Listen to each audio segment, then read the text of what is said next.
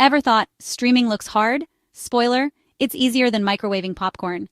First, download OBS Studio from obsproject.com. It's free and safe. Think of it as your trusty streaming sidekick. Next, make sure your YouTube account is verified and live streaming is enabled. If not, switch it on in YouTube Studio. Fair warning, it can take up to 24 hours, so plan ahead. Now, in YouTube Studio, hit Create, then go live. Set up your stream details and copy your stream key. Guard this key like your favorite snack. Don't share it. Open OBS.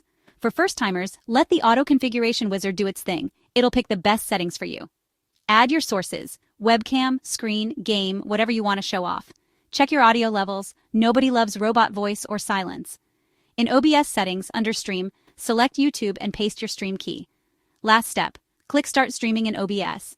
Then in YouTube, press Go Live. Boom, you're streaming. Quick tip, if things get wonky, double-check your internet, bitrate, and make sure your mic isn't muted. Congrats, streamer! You're live! Now go wow the world, one frame at a time.